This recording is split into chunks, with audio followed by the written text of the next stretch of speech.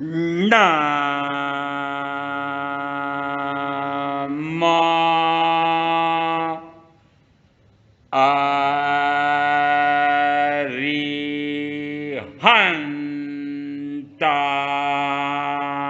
Arihantanam.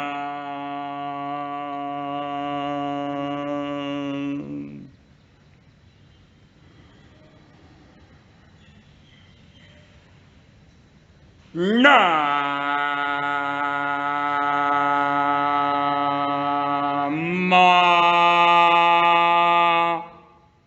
Siddharnam.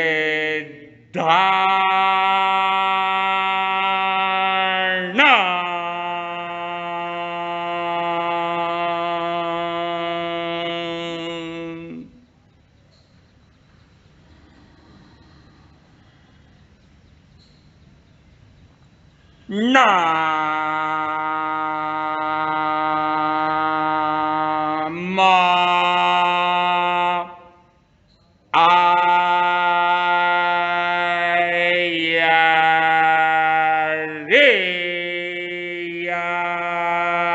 Ayariyanam.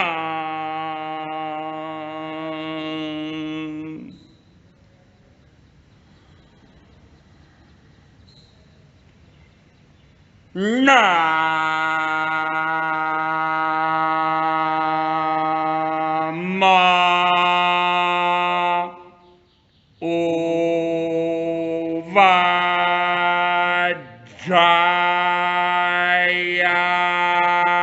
Uvajrayanam.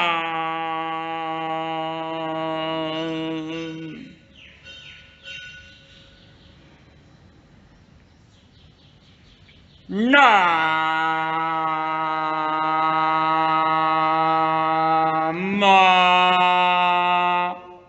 Lo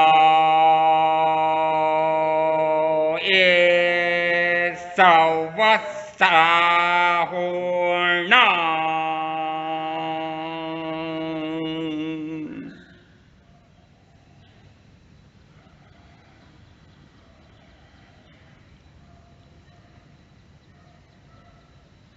Esa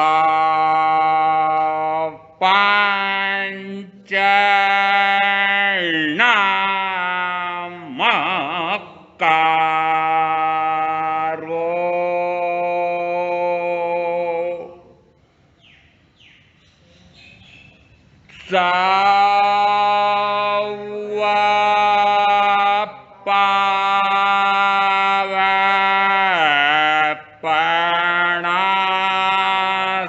Savapanasena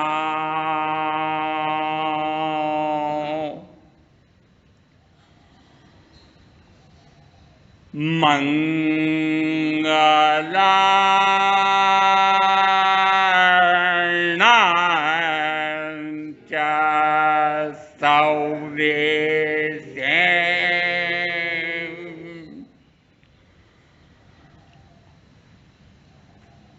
Padamam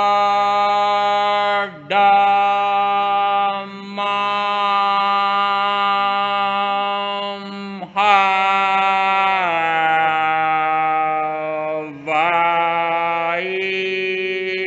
Mangalam.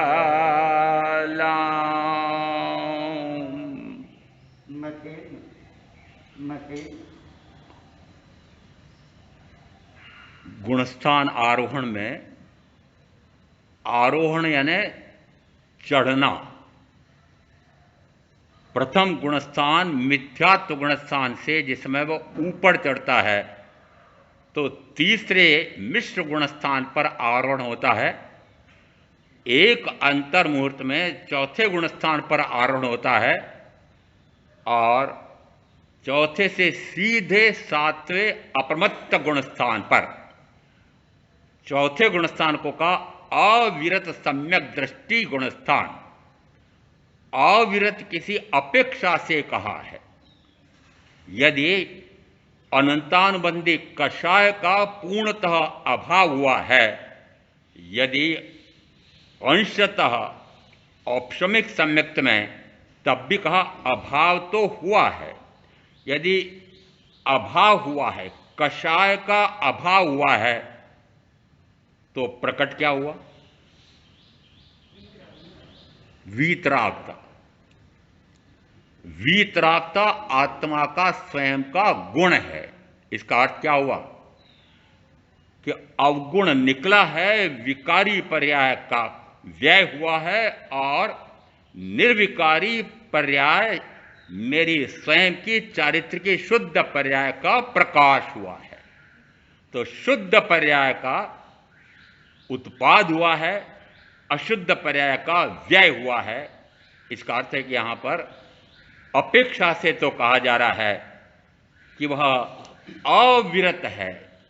वह अविरत इसलिए कहा गया कि अभी बैठा तो संसार में ही है, अभी घर बार परिवार ये तो छोड़े नहीं है, संसार से तो छूटा नहीं है, अभी व्रत या महाव्रत तो आए नहीं हैं। जब तक संसारियों को व्रत और महाव्रत नहीं आते हैं तब तक वह मानता है कि वह अविरत है। इसका अर्थ है कि बाह्य चारित्र की अपेक्षा से वह अविरत है, अभ्यंतर की अपेक्षा से वह विरत हुआ है।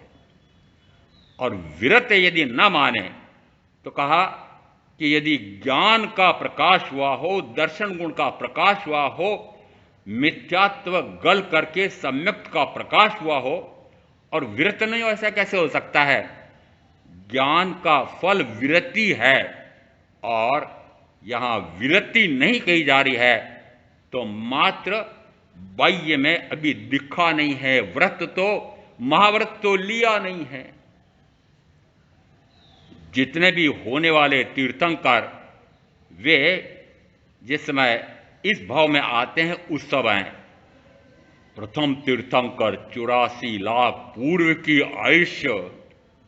मैंने जिस समय 83 साढ़े 83 वर्ष की उम्र में दीक्षा ली थी तो मैंने कहा अरे हमारे तो प्रथम तीर्थंकर ने भी 83 वर्ष पूरे हो गए और फिर दीक्षा ली। 83 लाख पूर्व, इसका अर्थ है करोड़ पूर्व, 84 लाख पूर्व। यदि 84 लाख पूर्व में से 83 लाख पूर्व क्या किया? घर गृहस्थी में रहे। क्या लेकर के आए थे इस भाव में कि क्षयिक सम्यक्त लेकर के आए थे, तीर्थंकर नाम कर्म का बंद भी करके आए थे।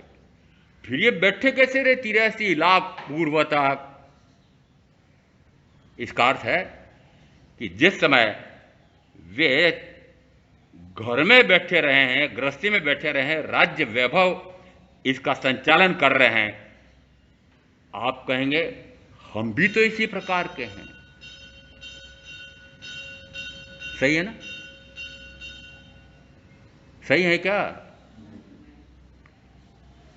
यदि दृष्टांत लें तो भरत चक्रवर्ती का दृष्टांत ले सकते हैं। वे भी पूर्व के भव से क्षयिक सम्यक दर्शन लेकर के आए थे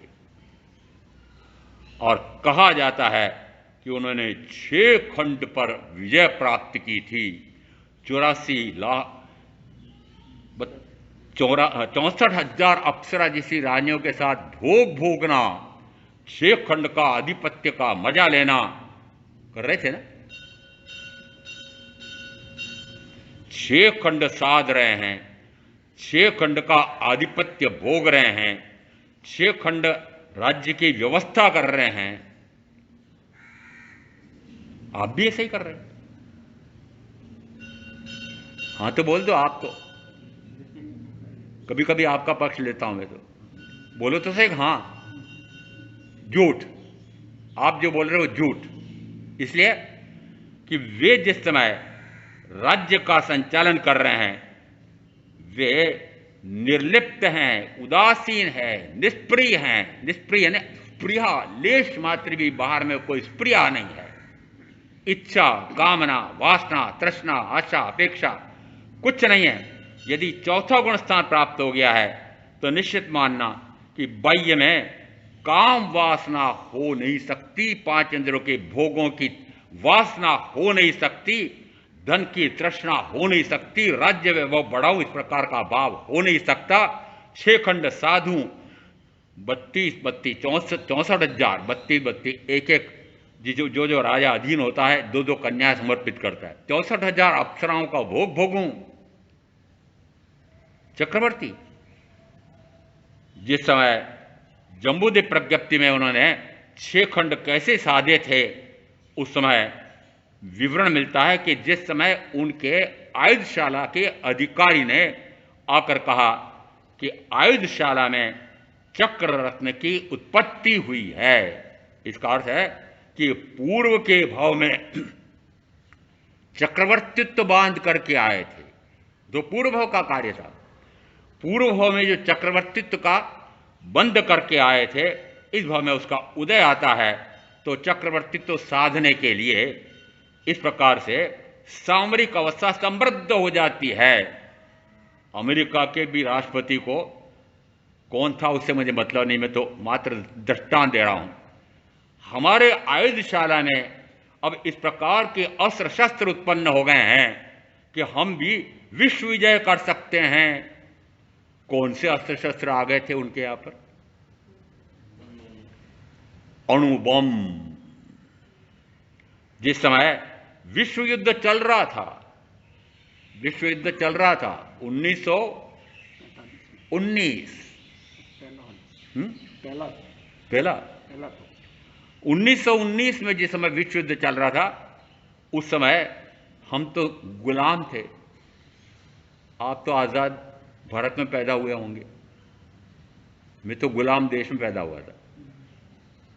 10 साल मैंने भी गुलाम देश में बिताए थे, परंतु आपने तो यदि आजाद देश में बिताए हैं। उस समय कहा जाता है कुछ मित्र देश होते थे और कुछ शत्रु देश होते थे।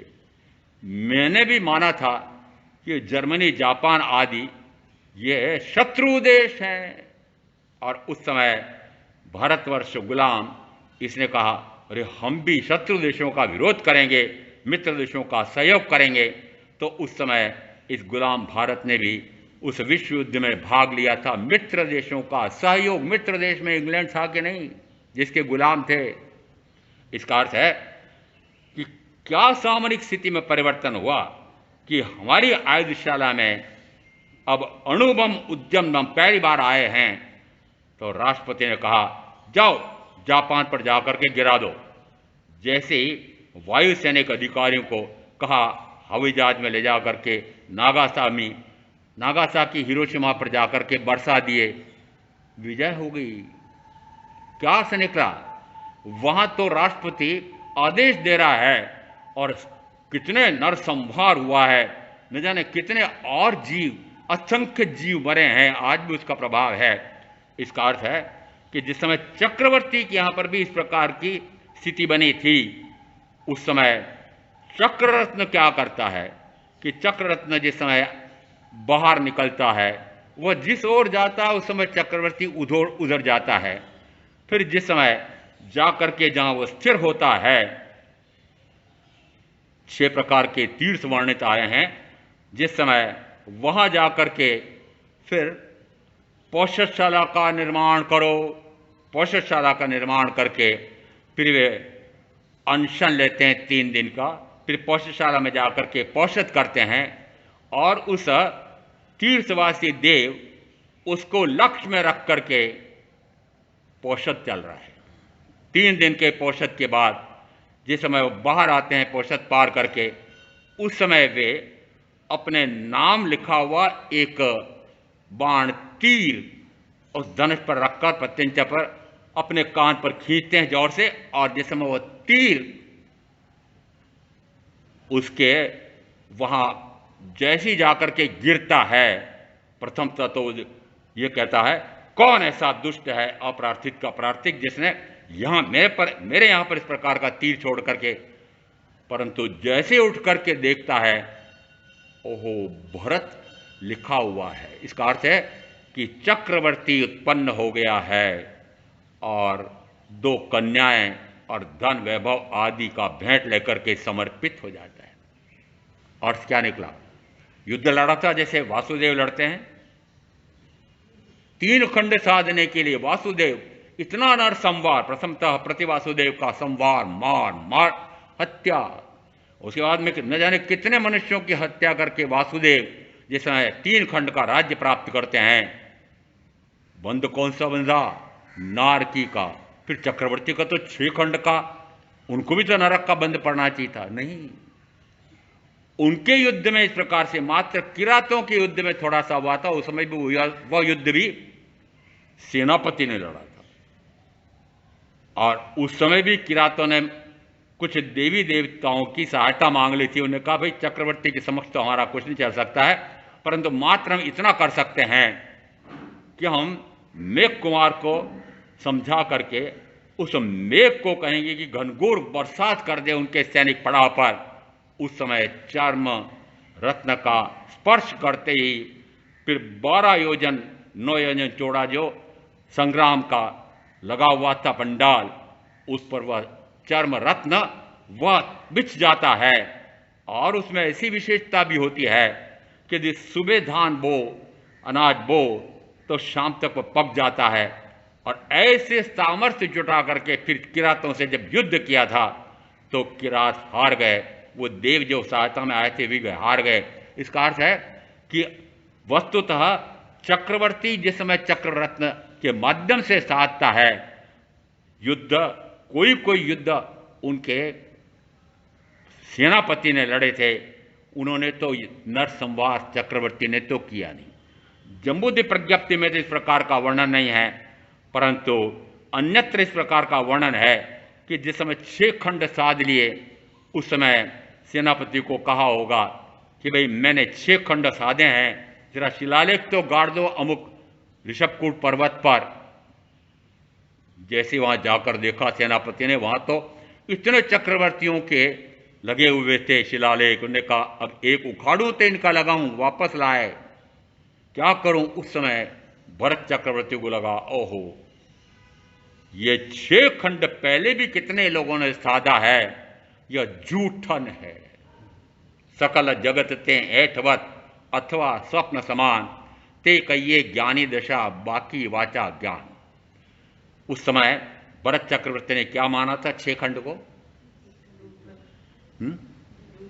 आप जो 6 खंड नहीं, 6 खंड की हवेली कहो कि 6 फ्लोर कहो कि 6 कोठी बंगले कहो कि 6 करोड़ों का अरबों का धन कहो, जो आपने साध रखा है, क्या आप भी उसको जूठन मानते हैं? अब आपसे पूछ रहा हूं, जूठन मानते हो? प्रधान जी से पूछे, क्योंकि संघों में धनवान प्रधान हुआ करते हैं। मैं मंत्री रहा था बहुत वर्षों तक, तो मैंने कहा मंत्री तो कंगाल हुआ करता है, पर धनवान कौन होता है? यहां तो दोनों मस्त हैं।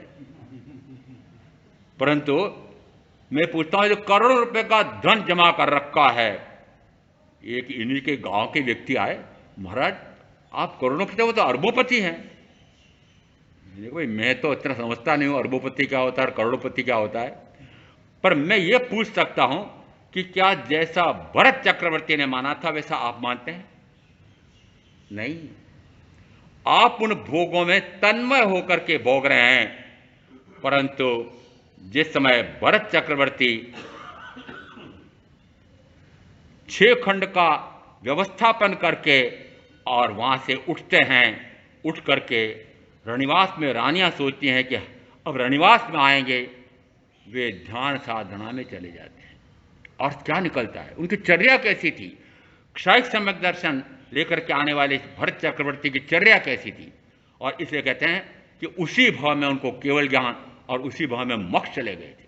इसका अर्थ है कि क्षायिक सम्यक दर्शन लेकर के आया हो और वह घर गृहस्थी में रहता है, राज्य संचालन करता है, वह भोगों के बीच में रहते हुए भी अभोगी रहता है, वह यदि वह कार्य कर रहा है तो नीरस भाव से, निष्प्रिय भाव से, अलिप्त होकर के, अग्रद्ध होकर के, मात्र स्थिति प्रज्ञ रह करके, समभाव में समत्व धारण करके, स्वभाव में रमणता करते हुए, कहां तक की श्रेणियां दे दी है, ज्ञाता दृष्टा स्वरूप रमणता, इस प्रकार की साधना कर रहे होते हैं। चाहे 83 लाख पूर्व तक ऋषभदेव ये महाराजा के रूप में भी रहे थे, तब भी क्या उन्होंने नवीन कर्म बांधे?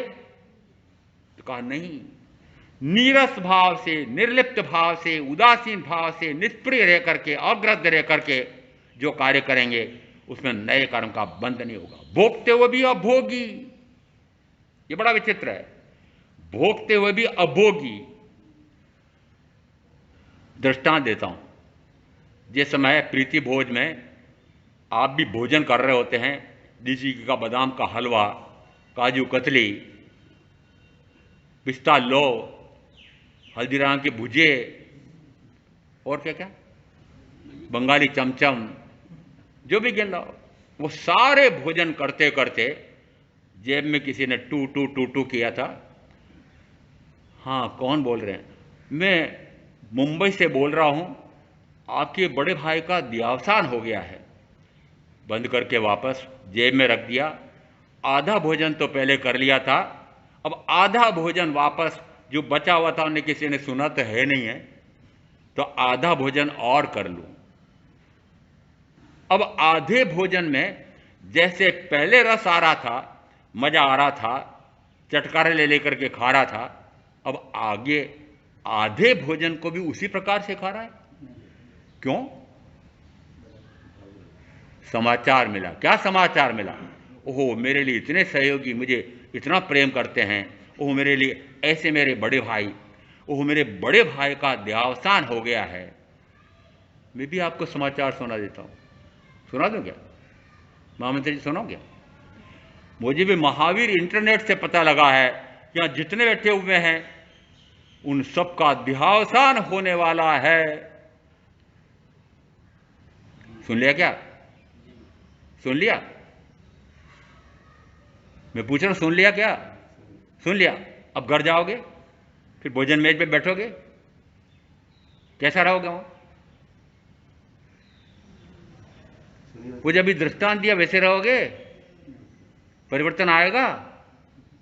यदि भाई के देहावसान से भोजन में रस नहीं आ रहा है, तो अपने देहावसान का समाचार सुन करके आपको 5 इंद्रियों के भोगों में रस आ सकता है? यदि निश्चित मानना कि जो जो यहां बैठे हुए हैं वो मरने वाले हैं, मरण धर्मा हैं,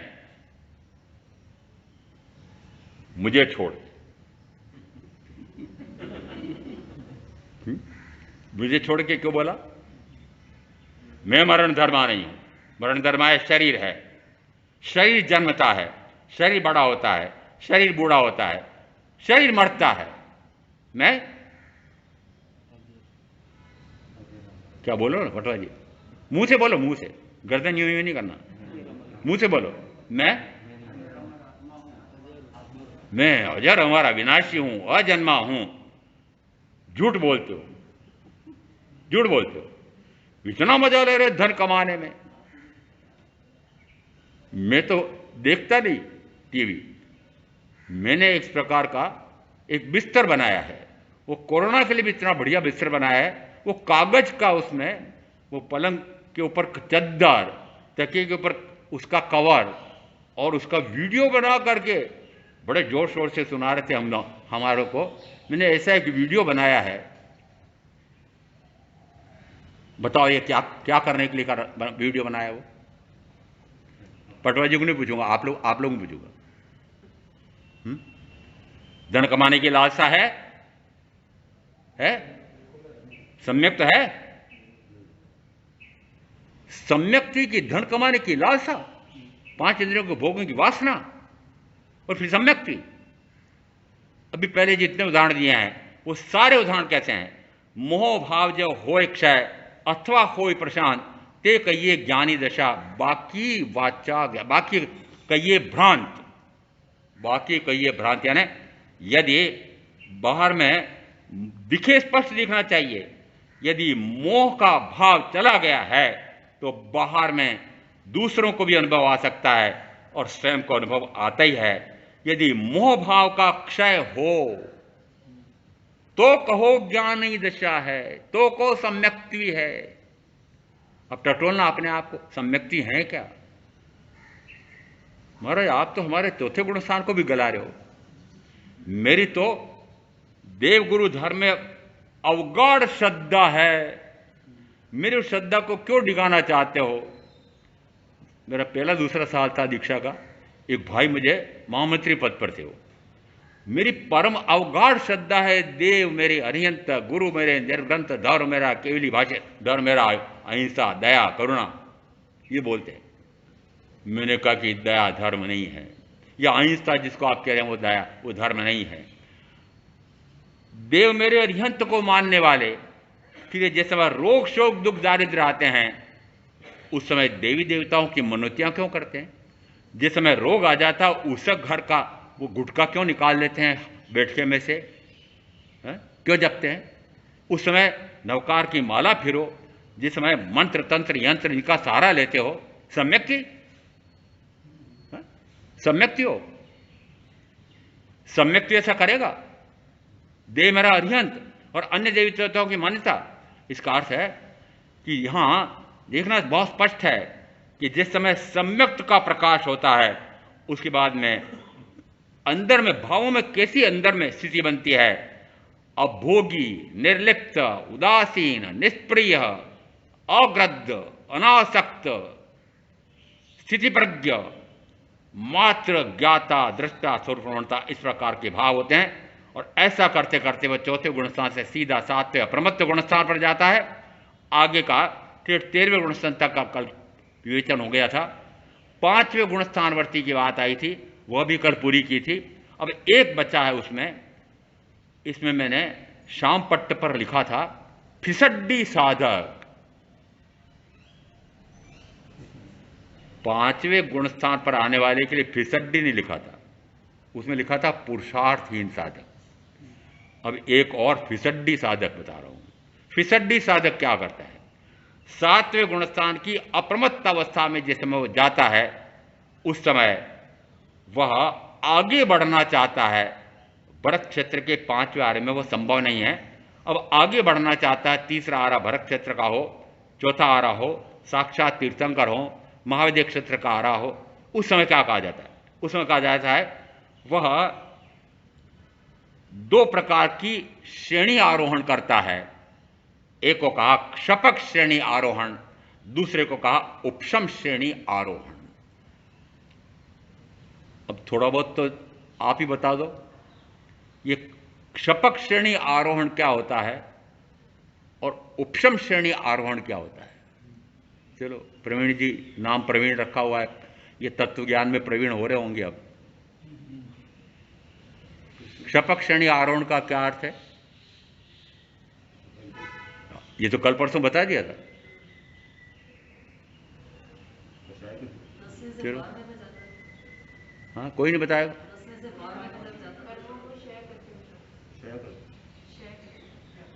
क्षय करके किसका? पूरा बोला ना। चौथे गुणस्थान पर आता है। चौथे गुणस्थान पर आना ही तब कहा जाता है कि वह दर्शन त्रिक और कषाय चतुष्क 7 कर्म प्रकृतियों का पूर्णतः अभाव करके आगे बढ़ रहा होता है। उस समय वह 7वें के बाद क्षपक श्रेणी आरोहण करता है। अब दूसरा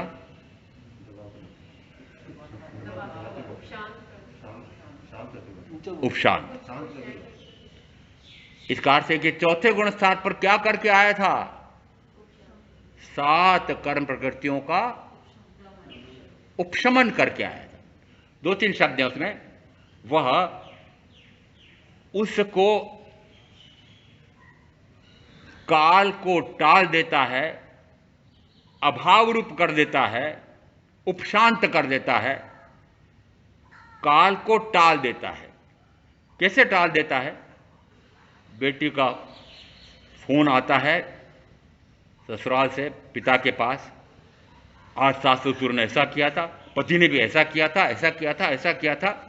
इतनी दर्दनाक स्थिति का वर्णन करती है।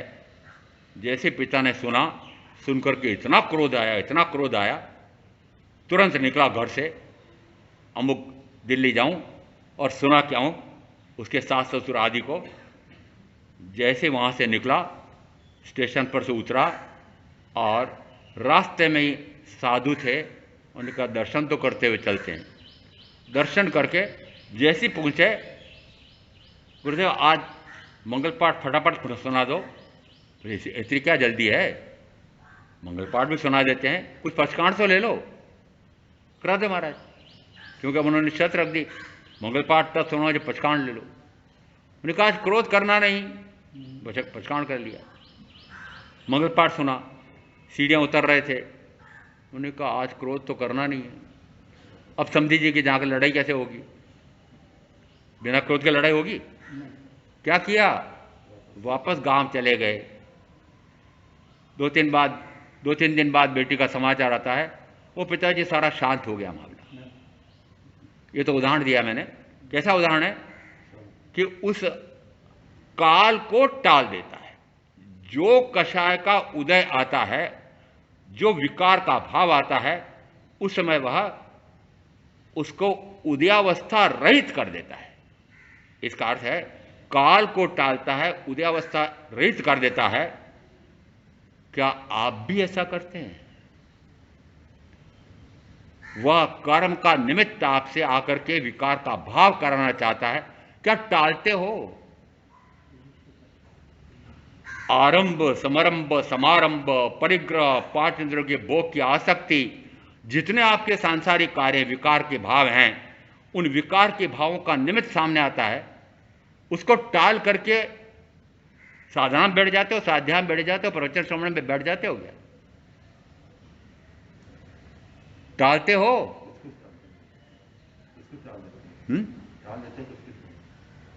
नहीं टाल पाते हैं। वो निमित्त इस प्रकार का हावी होता है कि आप टाल नहीं पाते हैं। क्यों?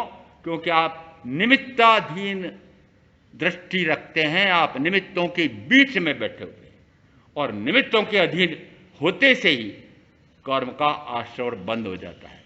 ये सम्यक व्यक्ति ऐसा नहीं कर सकता है। जो कर्म उसके उदय में आते हैं उसका वेदन करता है, जिनका उदय नहीं हुआ है अनुदित का वह उपशम करता है।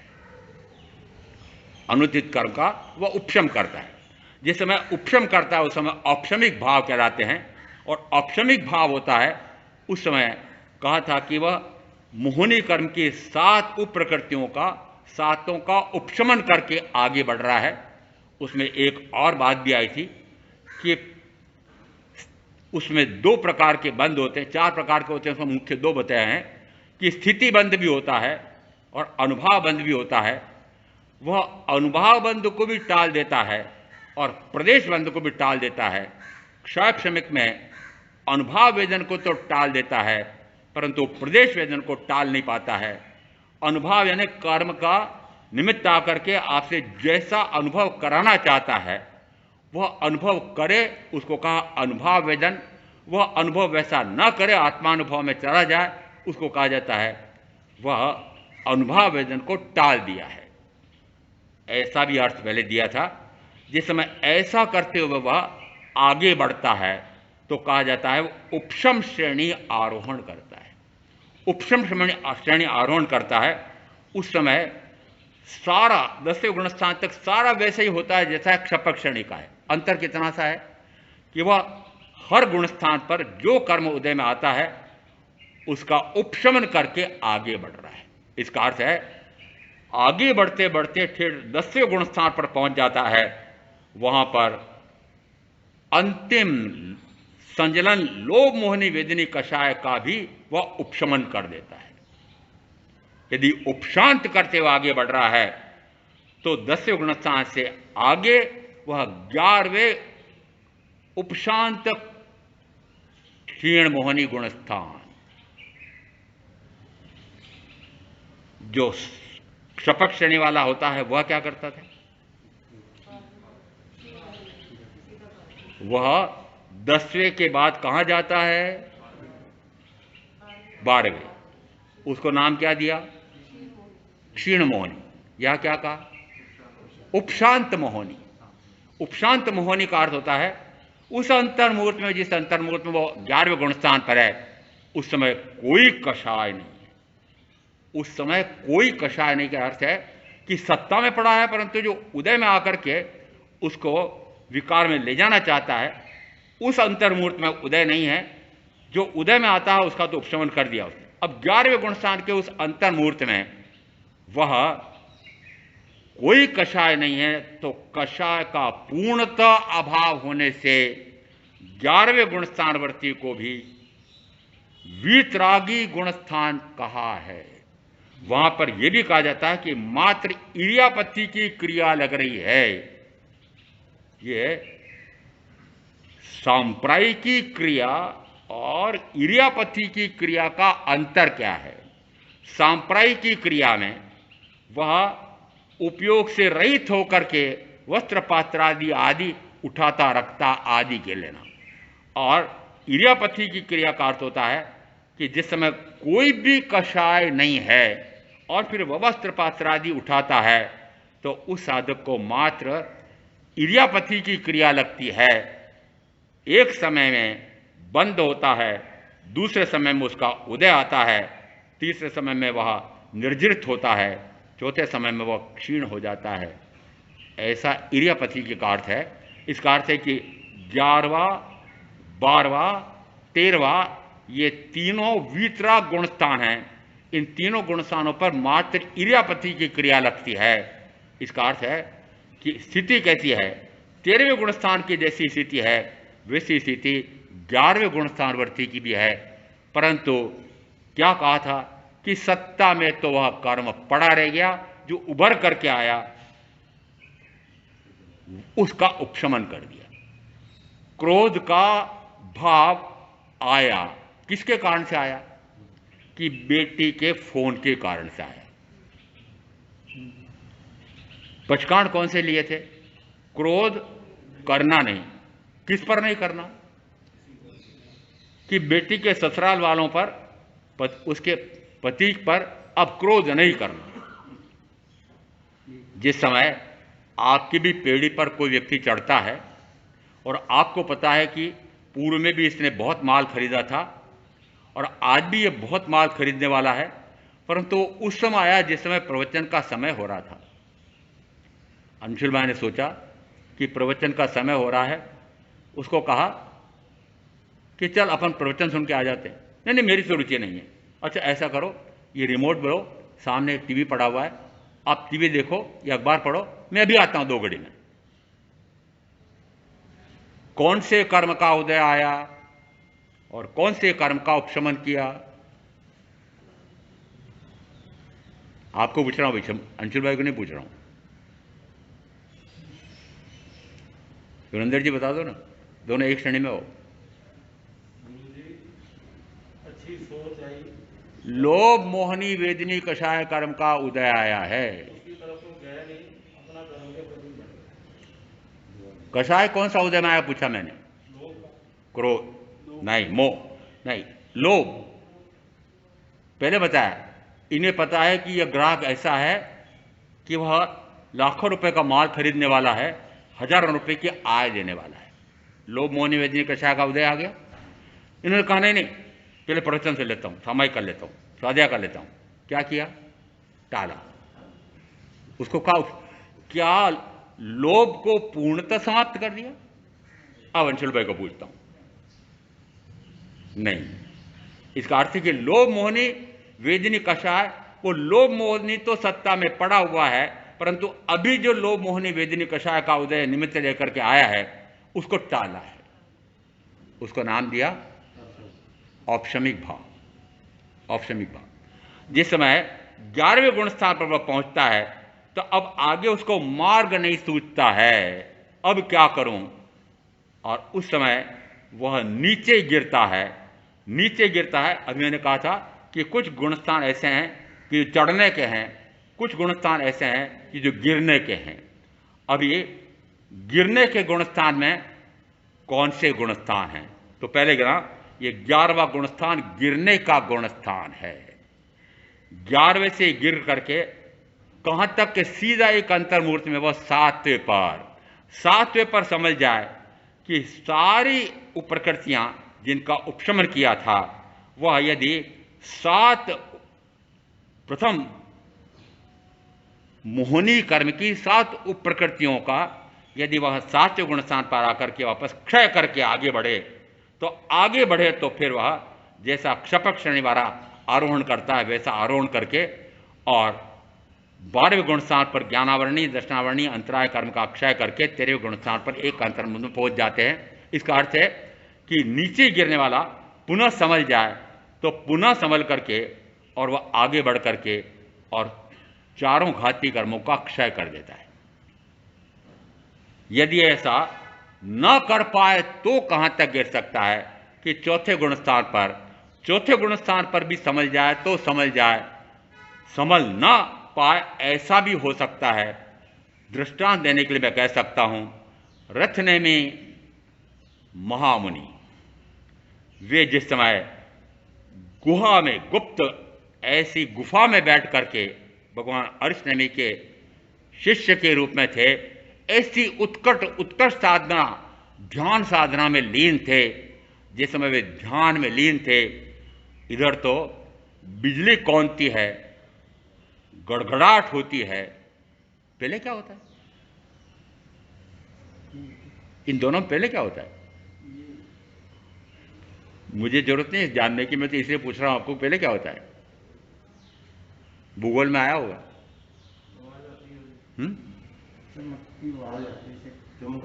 चलो इससे बिजली क्या लेने जरा। पहले बिजली कौंधती है और फिर आवाज आती है गड़गड़ाहट की। इसका अर्थ है कि इधर बिजली कौंधी, प्रकाश हुआ, इधर बादल की गड़गड़ाहट हुई, आंखें खुली। आंखें खुलते से देखा राजीमती कुमारी खड़ी है, नग्नावस्था में खड़ी है। राजीमती कुमारी मान करके और भोग भोगने का भाव आ गया, व्यक्त कर दिया। इसका अर्थ है व्यक्त करने में शब्दावली है ना, उत्तराजन सूत्र में भी अध्ययन है, दशकालिक सूत्र में भी अध्ययन है। अब वहां आया, जैसे भोगों का निमंत्रण दिया उस समय यहां तक बोल रहा हूं कि दोनों के लिए 5 इंद्रिय के भोग का निमित्त है। दोनों के लिए, राजमती के लिए भोग का निमित्त था कि नहीं था? निमित्त तो था। अब मैं पूछ रहा हूं, आपसे मैंने पहले पूछा था कि निमित्त तो आता है, क्या निमित्त के अनुसार प्रवृत्ति करते हो कि नहीं करते हो? करते हैं। यहां देखो, राजीमती के सामने भी भोग का निमित्त था, परंतु उस निमित्त के अधीन नहीं होते हैं और दहाड़ करके बोलते हैं, दहाड़ करके, ये ऐश काम धिक्कार तुम्हें, जो तुम भोगों के कारण से वांत भोग पीना चाहो, हे मरण श्रेष्ठ तन धारण से। हिंदी का अनुवाद है इसमें, हे अयश काम, अयश है जिस काम वासना से बाह्य में भी अयश फैलता है और अनंत कर्म का बंध होता है, ये अयश काम धिक्कार तुझे, धिक्कार रहे हैं, समक्ष में आने वाले को धिक्कार रहे हैं, डांट रहे हैं, फटकार रहे हैं, इतना भला बुरा कह रहे हैं। जिस समय राजा परदेशी समझने के लिए तैयार नहीं थे, उस समय केशव कुमार श्रमण ने भी डांटा था, कैसा मूढ़ है, महामूर्ख है, समझता क्यों नहीं है, समझता क्या नहीं है। कि जिस समय मैं भी आपको डांटता हूं तो मैं अपना पक्ष ले रहा हूं, पक्का कर रहा हूं कि जब सामने वाला व्यक्ति इस प्रकार का होता है तो फिर डांट भी लगानी पड़ती है। मैंने 2 उदाहरण दिए, इसीलिए आप भी उसी प्रकार के श्रेणी के हैं, इसलिए मैंने डांट भी लगाता हूं। उसमें क्या हो गया? जिस समय डांट लग गई तो डांट जिसको लग गई, कहते हैं लाठी का प्रहार हो जाए, एक बच्चा बहुत उछल कूद करता हो और यदि उसके रीढ़ पर यदि प्रहार हो जाए, गिर जाए तो रीढ़ टूट जाए, बताओ उछल कूद हो सकती है? उसी प्रकार से यदि आपको भी वचन रूपी लाठी का प्रहार लग जाए तो 4 इंद्रियों के, तो चारों गतियों में जाने की उछल कूद मिट जाती है, परंतु आप वचन रूपी लाठी झेलते ही नहीं है, बच जाते हैं, इधर उधर कर देते हैं अपने आप को, वो लाठी आप सहन करते ही नहीं। कहते हैं ज्ञानी के वचन रूपी लाठी का प्रहार होने दे, आप होने नहीं देते हो। लाठी का प्रहार हो जाए, वचन रूपी लाठी का क्या अर्थ है कि वीतराग के वचन का यदि प्रभाव हो जाए तो वीतरा गुण प्रकट हो जाता है। जैसे राजीमती मां सती, पहले मैंने कहा उन्होंने रचना में कुमार ने किस रूप में देखा, कुमारी के रूप में देखा है। दोनों की दृष्टि देखना कि उन्होंने कुमारी के रूप में देखा है, राजीमती महासती के रूप में देखा नहीं। उस समय वो कुमारी नहीं थी, उस समय राजीमती महासाध्वी थी। और राजीमती महासाध्वी अब बोध दे रही है पतित को, पतित होना बुरा नहीं है, परंतु गिर गया है बुरा नहीं है। कितना जल्दी से जल्दी सावधान होता है। दोनों अध्ययनों में वर्णन मिलता है कि तुरंत रचने में सावधान होते हैं, दोनों उसी भाव में मक्ष जाते हैं। ऐसा तत्व का स्वरूप समझ करके मैं आप जो साधना करेंगे उनका अवश्य कल्याण होगा। ओम शांति।